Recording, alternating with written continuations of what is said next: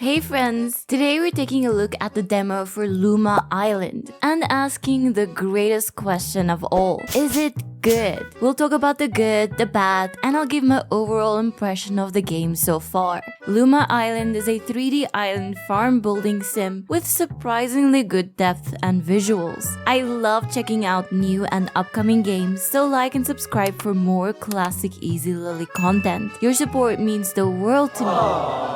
Okay, so Luma Island is being developed and published by Feel Free Games, a small Netherlands-based indie game studio. They're looking to release the full game on the 20th of November 2024, which is just over a month from now. Its free demo dropped recently, so I just had to give it a try. In a familiar turn of events, you become sick of your boring city life and move to a remote town. No grandpa this time, unfortunately, but you buy a caravan from Old Man McKenney or something and start your new life afresh. In a creative twist, your character must select a profession early on, which shapes your role in this cozy community. From farmer to jeweler, there's something for everyone. I was feeling particularly adventurous, so I picked treasure hunter. There are difficulty levels for these different professions, so I picked one of the easier ones. And boy oh boy, was this a good choice. I went to talk to a wannabe pirate captain who gave me the cutest little treasure sniffing companion. What's that, boy? Is it a bird? A huge metal chest?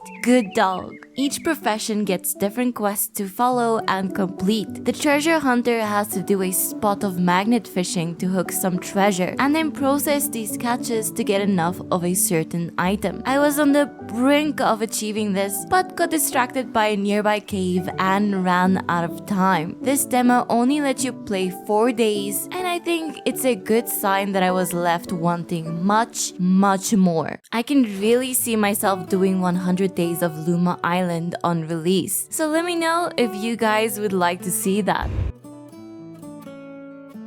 Luma Island has a relaxing ambient soundtrack, but the art style stood out for me. The game has a retro-looking design, and the art direction really shows when looking out over the town or beach areas. The island is kinda massive, and at first I wondered if we'd be able to explore nearby islands as well. But after only 4 days, I'm not even sure I'll be able to explore the entire island. From caterpillars scurrying through the grass to booby-trapped mines, there's always something unexpected lurking around the corner. I didn't catch too much of the story from this demo, but it looks to be similar to Stardew Valley in the sense there are quests and character storylines, but your humble farmer or treasure hunter seems to be just settling into their new environment. The NPCs around you have tons of little tidbits about the island, and of course, have some kind of item none of them have been able to find. There are these ancient books, for example. You're telling me no one has ever made it to this spot and thought, hey, I wonder if this could be valuable. Anyway, there's lots to find, and I'm suddenly super hyped for this game to be released so I can discover all of the island's missing things. Even though the game's art style looks a bit retro, the gameplay, map, and character all are incredibly smooth. Tools are simple to use, resources are easy to refine, and there is a variety of unique machines for your every crafting need. I'm quite used to saving up my resources and buying a new building or machine, but here you place a blueprint down and fill it up with necessary materials. Luma Island looks to be an accessible title for casual gamers,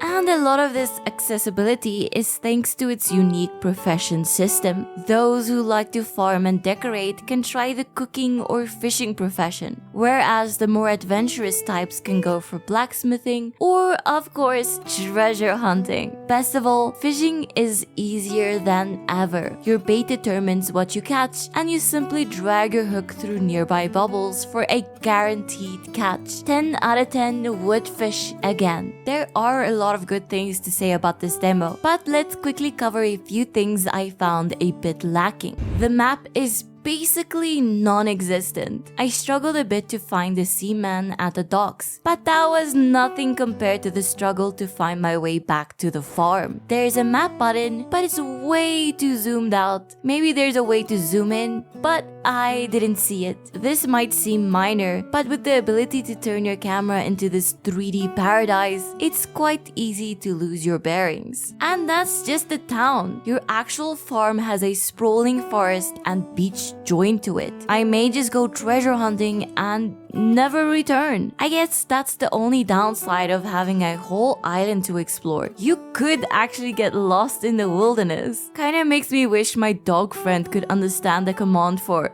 "I'm lost, just get me out of here," but no luck. You can befriend the townsfolk by doing their quests, but as far as romancing them, it seems there won't be any wedding bells ringing on Luma Island in the initial release. Maybe in the future? Issues with inventory space looks to be a thing of the past. In Luma Island, you basically have an unlimited inventory backpack, making storage chests unnecessary. Your inventory is easy to organize and readily accessible. Now this is actually amazing, but I have a pet peeve when it comes to the hotbar. It can be switched by the Q and E keys, and each slot has a number assigned to it, but you can't directly click on the tool you want to use. I guess the best way to combat this is to properly organize your hotbar before adventuring. But yeah, I'd love if we could click on what to use for fast switching. As I said, this is just a petty grievance and not too hard to work around. When playing the full release, you'd probably remember one is for sword, 4 is for pickaxe, etc., and switch easily between them. My biggest problem with the demo is that it is simply just too short. Luma Island has piqued my interest, and I'll be playing the demo a few times to see what different professions have in store. Before we get into if it's actually good or not, I always like to ask, is it cozy? Cozy games generally have at least 3 of these attributes. It can be relaxing to play, accessible, and have a wholesome vibe. It can also have hand-drawn or pixel art, cute and colorful levels, farming, and of course, bonus points if there's a fishing minigame. Luma Island is accessible for every type of gamer, and with its many secrets and smooth gameplay, it's quite a relaxing experience. Besides that, the art is retro and cute, while the levels are definitely colorful. I dug up some farming plots, but never found any seeds to plant. Perhaps I'll try a farmer next. The fishing minigame is simpler than ever, and if you're really into it, you can even select the fisherman from the island's professions. That's a perfect 7 out of 7 and definitely very cozy. I've been looking for a good farm building sim to play over the holidays, and I think Luma Island will be just the thing. It's not just good, it's fabulous, and I can't wait to really sink my teeth into it. Thanks for watching this video. It's my pleasure to showcase new and upcoming cozy games that catch my eye, and your support really keeps me going. Let me know in the comments what new games you're still excited for this year, and as always, subscribe for more weekly Ezlilyy content. Anyway, I'll see you in the next video.